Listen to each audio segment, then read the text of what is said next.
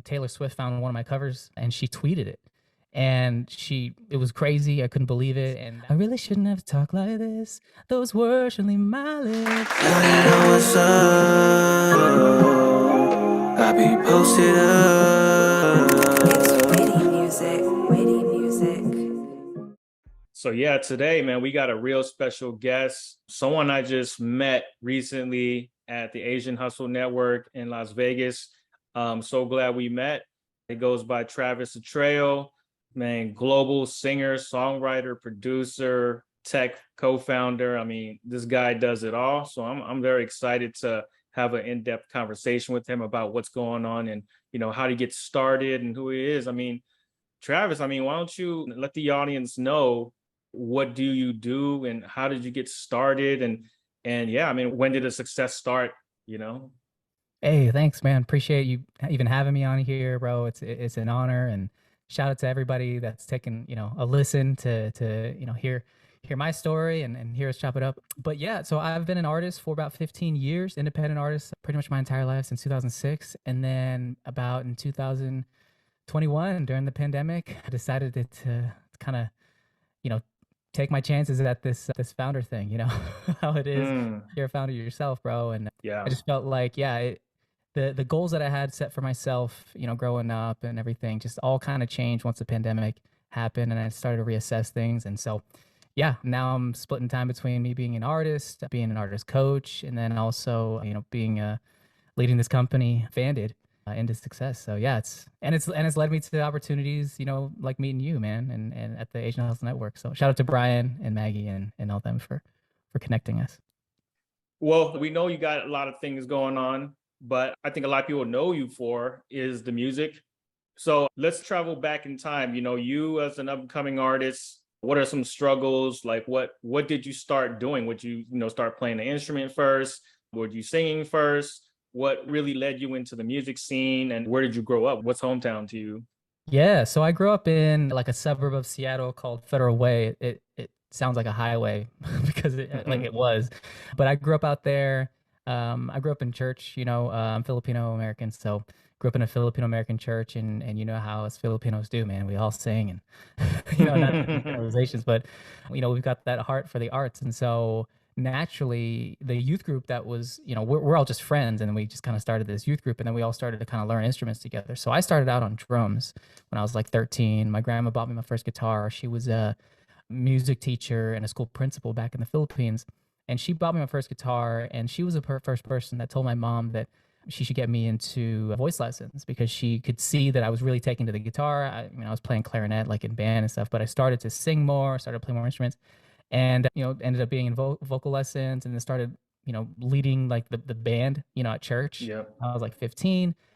I thought I was going to be a pastor like when I was 15, and I thought that's what I wanted to do. And when I turned 19, I ended up starting a band with some friends of mine from like adjacent high schools in my hometown, and we ended up calling ourselves New Heights. We were active from 2006 until 2013 when we kind of took a definite hiatus, and we were being shopped by a major label at the time in Nashville. And we were just like so over the moon. We couldn't believe that they were even interested.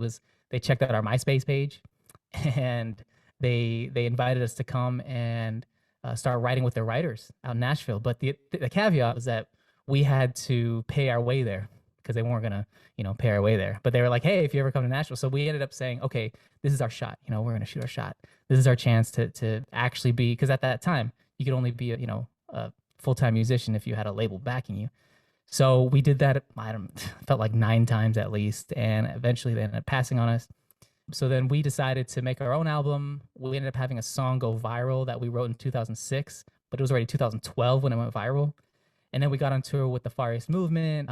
We ended up going on tour with them for about 3 shows. And that was when we realized that this Asian American, demographic, we had no idea that they, even knew about us. It was wild, man. Like a year prior to going on tour with the Far East Movement, we had done a 6-week tour in my dad's truck across the U.S. And we drove from Washington State all the way down to California, all the way through Midwest, up, the East Coast, and then back through Chicago and through. It was wild, and we played to like nobody. And when we got on with the Far East Movement, it was 3 sold out shows within an hour, 5,000 seat auditoriums and everything. So, and then when we played, we couldn't believe that people even knew of our music. So that was really when kind of things started to change for me as far as what I wanted for my own life and my career. And I realized that I wanted to stay as an independent artist because it was possible. We were starting to see that it was possible. And then fast forward down in 2013, I moved down to LA, started producing full time, started doing covers on my own weekly, releasing them. And then Taylor Swift found one of my covers and she tweeted it. And it was crazy. I couldn't believe it. And that was the moment that I was like, all right, if, because I moved down to LA to really hang up the hat of performing. Like I thought I was done. I was like, man, I'm old. I'm 27. Like I don't have, the strength to do a music career again. And lo and behold, there's this moment where I'm like, if she sees something, then I got to at least try. So 2014 to 2018, just kept releasing covers, releasing music. Was on The Voice for a second, but it wasn't televised. Yeah, and then hit, 270 million streams on Spotify and was just really focused on building. And then all of a sudden, I found myself in the Philippines, signed a distribution deal in 2019 with Warner Music Philippines, released an album February 3rd on my birthday, 2020. Had a tour lined up in Asia for March, and then here we are now. So yeah. So let me just do a quick little rewind based on what you're saying. So what was that first song that went viral? So that song that was called Peaches. Yeah, if anybody knows New Heights, then New Heights is pretty much synonymous with Peaches. Yeah.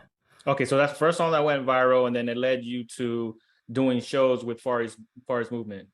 Correct. Yeah. Where were those shows at? Those first few sold out shows. Where were those shows located? Yeah, it was just a 3-week or three-day tour, but it was quick, and it was not just with Far East Movement. It was like the whole like YouTuber crew, like Kina Grannis and AJ Raphael and all them. So it was like a YouTube Asian American like tour thing called ISA. Right. And the 3 dates were Seattle at Showbox Soto, and then San Jose at the auditorium downtown. And then they actually did an outdoor stage in LA at the Queen Mary, like that field out there. Mm-hmm. And like Sean Kingston performed too back in the day and stuff. So yeah, it was just 3 shows, but it was wild. Like, and that's where we really started to, and honestly, that's where I met a lot of my friends now, out here in LA. And it was really because of that tour that I ended up meeting all these people that really pulled me to move to LA. Cause I was actually really close to moving to Nashville because I had a lot more friends in Nashville. Mm-hmm. But as soon as I met like a lot of the Asian American YouTubers and, felt this like, this, energy of like kinship of everybody just trying, really, putting their names on the line and really going for it. And it was, good time. 2012, man. Yeah, it's a good time. So that song Peaches goes viral. Now, how does that tour come together? Did someone reach out to you guys from another camp and say, "Hey, we love what you're doing. Let's jump on the tour"? Yeah, that's a good question. How did that happen? So we had a mutual friend. So Far East Movement, they had some friends of ours that were organizing, the entire tour, and we had some mutuals. But our manager at the time, Steve, he had known the Far East Movement guys since like 2000 or 1999. And so he'd always been throwing their shows in Seattle before they blew up. So when he got wind of this tour, I remember it's like the second year that they did it like 3 years in a row. We tried to get on the second year. It didn't end up working out. And then we had some other friends that were involved with their camp that were kind of vying for us. And we're like, hey, if we have an opening slot. Like I remember my friend Sabrina, she was the part of that organizing crew there. And now she was at Pandora, and then she went on and she's crushing it. But she was really vying for us. And so whenever I see her, I'm always like, it's because of you, Sabrina. If it wasn't for you, I wouldn't even be here in LA. So, but yeah, it was friends like really putting us on. Well, that's really good to hear, because these independent artist success stories, they don't come that often. When they do, it's really great to understand how it all played out. So these other up and coming artists can sort of see the picture and see the vision and be like, hey, look, if he could do it, I could probably do it too. So that's really good to hear. So you got started in Seattle, now you're bouncing around, you're in LA, you're doing, you're signing deals in the Philippines. I checked out your Spotify and I seen, you got tons of, monthly listeners. It seems like you got a core fan base in Asia, like the Philippines, Singapore. Like, would you say that's who your core fan base is at this time, and just even in the past? Yeah, I think what's been amazing, man, is like like I said, my grandma was my inspiration. She's the one that got me started in all this. And to see, people in the Philippines and in Southeast Asia, like, in Jakarta and Malaysia, Singapore, really just kind of take to my covers has been really, man, one of the most proudest things, in my career. And so, yeah, I have fans kind of like sparsed everywhere, but I'd say mostly concentrated in those areas for sure. And I just, man, I can't wait until I can go back out there and finally tour, you know. Yeah, for sure. I know you got a song that you chose that you want to talk about, right? It's called "Fix Me." Now that song, I took a little look, a sneak peek at the cover art, and I noticed was kind of cartoonish. It has, some definitely some things, colorful things going on. So I mean, I'm gonna leave it up to you to kind of discuss what was the concept behind that cover art for the album, and maybe if you want to tell us who the artist was that helped you create that cover art. Yeah, yeah. The cover art was really, it was something that I really wanted to do, after talking to a few people. At the time, we were like chilled cow and lo-fi was, something that I was listening to a lot. And we were talking about my music, and I was talking to my fans and my supporters, and they were saying that a lot of my music and my covers are used to study to, and also to help ease people's anxieties. People that fly on the planes. I've even got, moms have told me that they have their babies listen to my covers to fall asleep. So there was this kind of concept of utilizing my music, in a utility way, and I wanted to really kind of get closer to that. Like nowadays, because of, the advent of streaming, right? We can use music for so many different things, right? There's workout playlists, there's study playlists, there's, dinner playlists, like things like that. And so I wanted to get as close as I could to how people and how especially, my super fans were using my music. And I wanted to kind of represent them in that way. And so, the cover art, it's beautiful. It's pretty much this, this girl, she's studying, and there's a lot of little intricacies in there that mean a lot, like my dog Jesse, it doesn't, the dog in it doesn't look fully like Jesse, but he's gray and he kind of looks like him. The hoodie that says "Love Drunk." Even a lot of the little things like, the date of the calendar was like the release date, things like that. But that was really what we were trying to do, because when I perform, even when I live stream, I see it more as an event that like all of us can come together and experience versus like me putting on a show for people. I feel like I love hearing people sing. I love all of us, creating these moments. And so that was really kind of supposed to transcend this, we don't have to be in a venue, but we could also experience this all together no matter where we are, because technology allows us to. And then, the song "Fix Me" kind of goes hand in hand with a little bit of that with the messaging too. So what does "Fix Me" mean to you? Why did you choose this title, and what does "Fix Me" mean to you at the time, or even just Yeah. in general? That's a great question, man. So Fix Me actually wasn't written by me and wasn't even produced by me. All my projects up until this point have been, I've co-written on them, and then I've also pretty much produced all of them. And this one was interesting because I know that I wanted to try something. I wanted to try to, give up the reins for Mhm. that, and I wanted to see what it would be like just to focus on everything else, right? Allow some other people, some other friends of mine. So shout out to Johnny and Seth. They co-wrote and produced almost the entire album. I have a couple songs in there that I did, but they really crushed it. But the song "Fix Me" was written by Johnny at a time where he was in a relationship, and it's really contentious, and pretty much the song is saying, I shouldn't have to change if you really don't love me, like for me, type of thing. And I think that even though that's what the song was about, I was able to take it on my own in ways where, the first concert I ever played, this angry white man like looked me in the face and told me to go home. Like legit was yelling at me and the rest of the band to go home because we were the only Asian American band there. And I think "Fix Me" just kind of, when I sing it, it's kind of my anthem to really say I shouldn't have to fix me. Like your disappointment is not a burden for me. That's okay. If you don't like me, that's fine. But I shouldn't have to fix myself to make you happy. And teaming up with Amber on the song too, a lot of her story has been people wanting her to change and be somebody else that she's not, and especially being in the whole K-pop machine and everything. So it was a really cool way that we could come together and hopefully encourage not just other musicians and artists and creatives, but anybody, that if people are disappointed in you for something that you can't control, then that shouldn't be your burden, and we shouldn't have to fix ourselves. And so the lyrics are, Don't tell me it's all right. I'm never on your mind. I can't pretend to try that you don't feel the same way. I had a life with you, but I didn't have clarity. I wish I knew back then I shouldn't have to fix me. And it's been amazing to be able to play that with people and for them to, like, shout it out and make it their own. Yeah, I mean, it sounds like overall it's a deep song about relationships and kind of personal struggles and whatnot. Yeah, obviously your fans already enjoy that song. It's one of your previous tracks.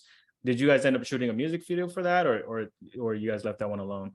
Yeah, we shot one, yeah, before the whole shutdown and everything. It's on YouTube, youtube.com/Travis Atreo if anybody wants to check it out. It was a lot of fun to do that with Amber. Yeah, it was great. We shot it like really quickly too. Like we ran out of studio, and because she's, her schedule's crazy. We couldn't believe that we were actually found time for our schedules to align.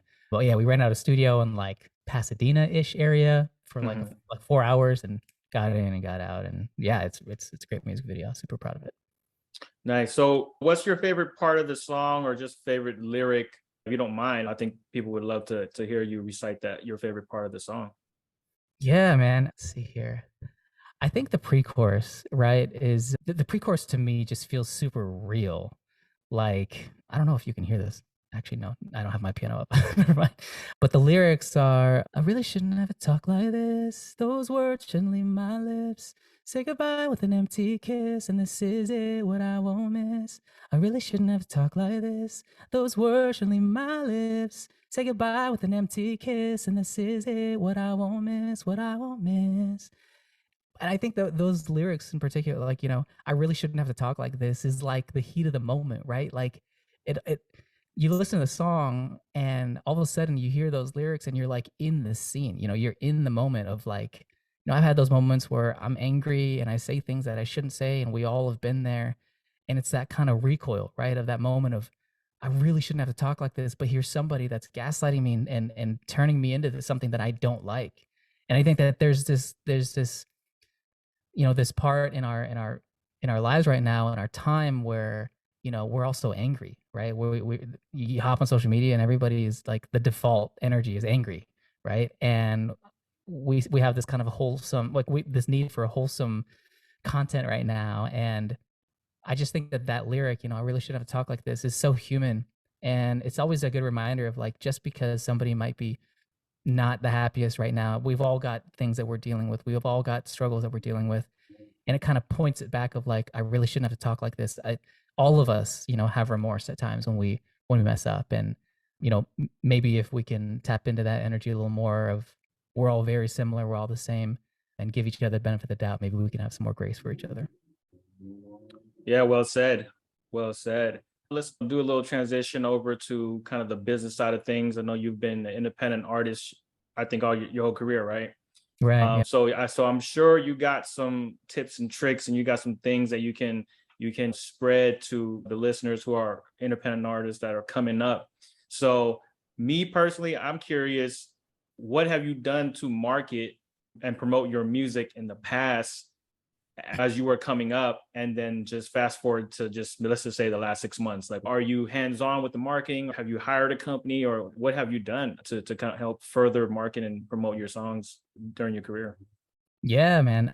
For me, I haven't put a whole ton of like budget into marketing. What I really relied on to grow my listenership and everything was more so utilizing content as a marketing.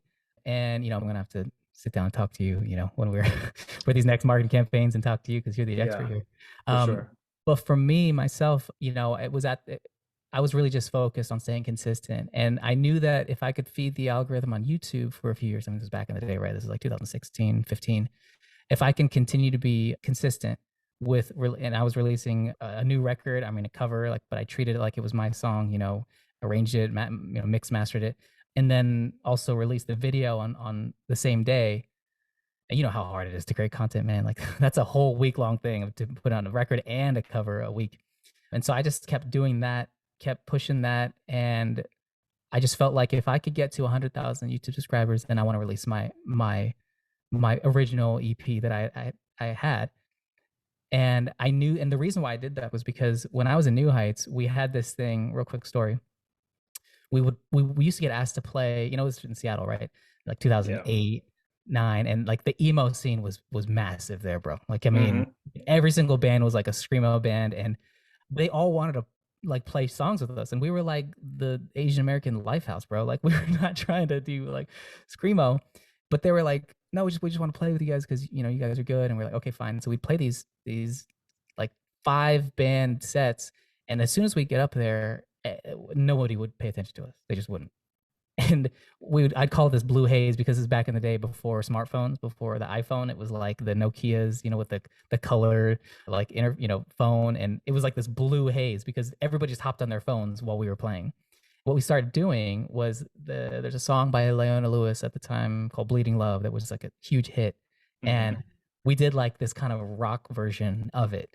And because it was a hit, we would put that in like as our third song. So they wouldn't listen first song, they wouldn't listen second song, but then we had like 6 songs we would play per set.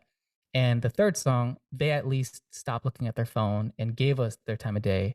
And they would usually allow us to finish the set and they would be paying attention. And so we started to realize that covers could be used to fight obscurity.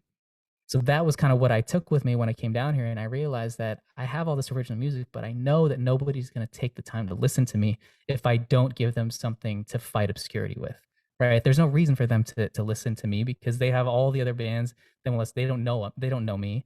I don't look like them, so of course they're not going to. But realize that, and so that's exactly what my marketing has been for so long was, can I create, a cover version of a song that a lot of people know of, put it in kind of my own arrangement way, and put it out there. And it's been really crazy, to see that one, you can get paid off of doing covers because you just got to use the right distributors, and two, you know, now a lot of my supporters, they don't even realize that some of these songs are covers. I have to tell them. They're like, "Oh, I love you writing on this song." I'm like, "No, no, that was Adele. That was not me."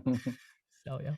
So, I mean, in short, it sounds like you capitalize off your viral moments, right? You've done a lot of cover songs that kind of helped continuously push your music and just you as a singer and as an artist.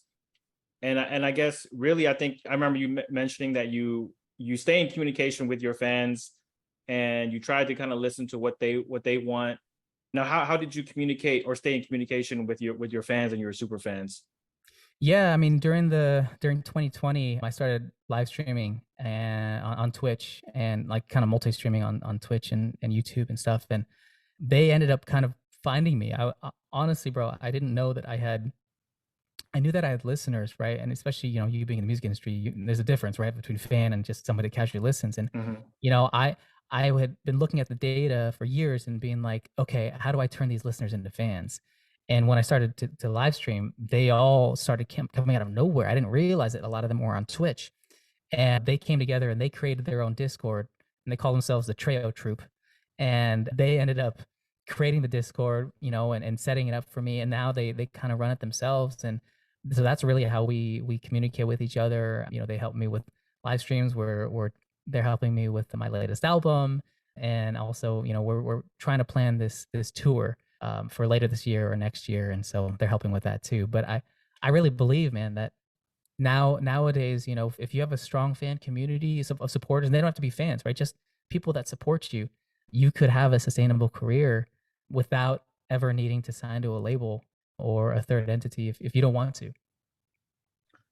Yeah, I mean, it sounds like you got covers, you have content marketing, you're creating good content to keep your fans engaged. And then you added live streaming, which is kind of another medium that helps you kind of get more fans, just get more new people hip to what you're doing. So yeah, I mean, that's some great information and just great experience to see someone kind of sustain a career over the last I don't even know how long, but you've been doing it for quite some time, and I think you're a great example of someone or an independent artist, especially someone who's Asian Mhm. American who's representing well. So I'm Thanks. happy to have you here to kind of speak your part and your experience to the people. Yeah, I mean, I think when it comes to music, you kind of have the dream career for independent artists. I think you've kind of proven that. You have like, I don't know, 500,000 monthly listeners on Spotify without, it sounds like you're not, you're not even trying. Like it's you have a core fan base. Your covers are helping you do a lot of work. Like they're bringing new people to you. So that's really some amazing information that I think people need to soak up and kind of try on their own to see if maybe it'll help them as well. Thanks, man. To close out, we're running out of time a little bit here. So I wanted to kind of ask you, looking back, what do you think was your biggest mistake, as an artist coming up? Like maybe something you could shed some light on that for these other aspiring artists as well. Yeah, man. I think one of the biggest learning lessons for me that took me so long to realize is, one of the things that we do as artists is that we put too much pressure on the outcome of our art, right? We tell ourselves things like this record has to be it, or this has to reach this, or it's gonna do this and all that stuff. And I realized that for myself and for the artists that I've been coaching, the thing I tell artists is we should be making our music as a gift, because when we make it as a gift, we don't attach any conditions to it, and it can truly live as what it's supposed to be. We don't have to have these expectations of our and have our heart ripped out from us if the song doesn't hit platinum type thing. And I just think that there's so many things that I've throughout my career, and I put all this pressure and anxiety into releases and things, and I couldn't see.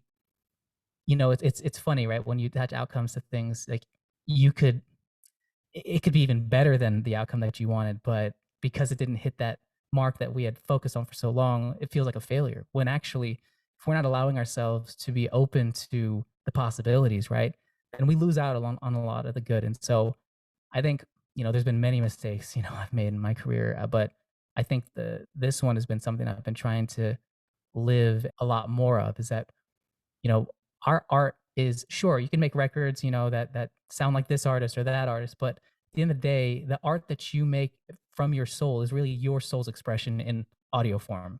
And when I'm working with artists and I'm writing with artists, no matter how big they are or whoever, the thing I'm always trying to get out is what are you trying to say here? Because that's going to be the biggest differentiator for any of your fans. We always talk about trying to not be someone that we're not. Be you and allow your art to be a gift. And if we can continue to give that way, I promise you, you're not only going to be happier with your art, but you're going to create even more art that you never even knew you could. So yeah, if I hope that helps somebody today, but make art as a gift.